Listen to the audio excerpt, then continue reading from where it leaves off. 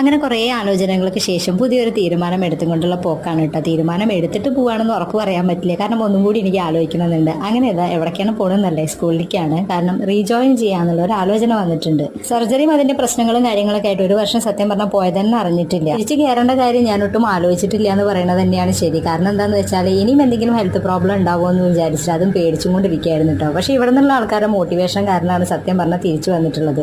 13 വർഷത്തോളം കണ്ടിന്യൂസ് ആയിട്ട് വർക്ക് ചെയ്തിട്ട് പിന്നെ വീട്ടിൽ വെറുതെ ഇരിക്കാന്ന് പറഞ്ഞിട്ടുണ്ടെങ്കിൽ അത് ശരിക്കും പറഞ്ഞാൽ വലിയൊരു ടാസ്ക് തന്നെയാണ്. പിന്നെ നമ്മൾ ഹെൽത്ത് ഇഷ്യൂസ് അല്ല വേറെ ഒന്നും ചെയ്യാൻ പറ്റില്ലല്ലോ എന്ന് വിചാരിച്ചിട്ടാണ് ഇവിടെ വന്നു കഴിഞ്ഞാൽ ശരിക്കും പറഞ്ഞാൽ ഭയങ്കര രസമാണ് കേട്ടോ. ഇത് ഇപ്പോഴും ഇവിടെ വർക്കുകളൊക്കെ നടന്നുകൊണ്ടിരിക്കുകയാണ്. കാരണം എക്സാം ഒക്കെ കഴിഞ്ഞ് ഇനിയിപ്പോൾ റിസൾട്ട് പബ്ലിഷ് ചെയ്യുന്നവരെല്ലാം കുറച്ച് ദിവസത്തെ തിരക്കും കൂടി ഉണ്ടാവും. കുറച്ച് കാലത്തിന് ശേഷം കണ്ടുമുട്ടിയതിനുള്ള സംസാരമായിരുന്നു കേട്ടോ ഇതുവരെ. അതിലിടയ്ക്ക് ലഡും ജിലേബിയൊക്കെ വന്നിട്ടുണ്ട്, എന്തെങ്കിലുമൊക്കെ വിശേഷങ്ങൾ ഉണ്ടാവും. അപ്പം എങ്ങനെയായാലും ഒരു വർഷത്തെ ഇടവേളയ്ക്ക് ശേഷം ഇനി തിരിച്ചു കയറാനായിട്ട് തീരുമാനിച്ചിട്ടുണ്ട്. ഇതാ നമ്മളെ സ്ഥലം എത്തിയിട്ടുണ്ട്. അപ്പം ഇത്രയുള്ള വീഡിയോ. ഇനിയിപ്പോൾ സ്കൂളിൽ നിന്ന് തിരിച്ചു പോകാൻ കേട്ടോ. അപ്പം അത്രയേ ഉള്ളൂ. ബൈ.